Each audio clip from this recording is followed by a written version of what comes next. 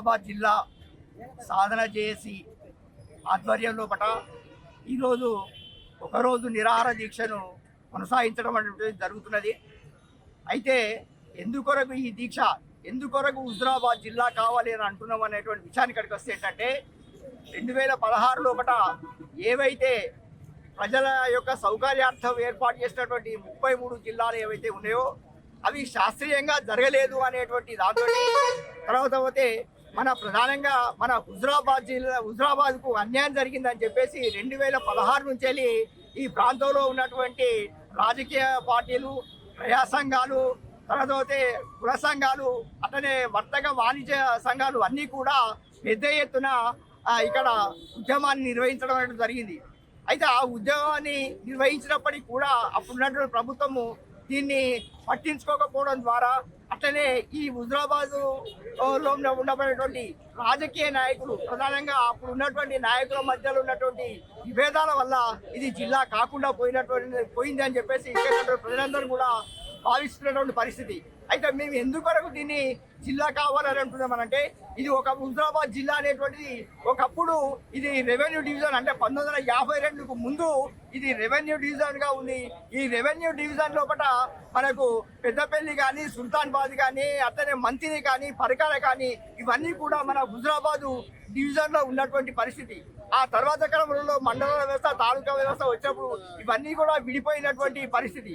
కాబట్టి ఒకనాడు డివిజన్గా ఉన్నటువంటి మన ప్రాంతం ఏదైతుందో ఈరోజు నిర్లక్ష్యానికి గురై, అంటే ఇక్కడ ఉన్నటువంటి రాజకీయ నాయకులు కొంత శ్రద్ధ వహించకపోవడం ద్వారా నిర్లక్ష్యానికి గురై ఈరోజు చాలా వెనుకబడిపోయినటువంటి పరిస్థితి మనకు కనబడుతున్నది.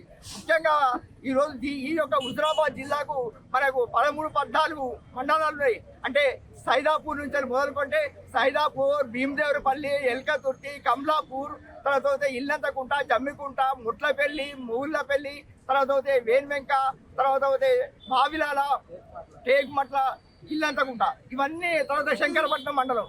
ఇన్ని మండలాలు, ఈ అన్ని మండలాలకు కేంద్రంగా నడిబొట్టున ఉన్నటువంటిది మన హుజరాబాద్. అట్లనే హుజరాబాద్ పక్కకే ఉన్నటువంటి జమ్మికుంట. ఈ రెండు పట్టణాలు ఏవైతే ఉన్నాయో మనకు చాలా పెద్ద ఎత్తున ఉన్నటువంటి పరిస్థితి. అట్లనే మనకు ఒక హైవే ఉంది, నేషనల్ హైవే ఉంది. అనంకొండ నుంచి మనకు కరీంనగర్కు నేషనల్ హైవేకి మధ్యలో ఉన్నాం మనం, అంటే అనంకొండకి కరీంనగర్కు మధ్యలో ఉన్నాం.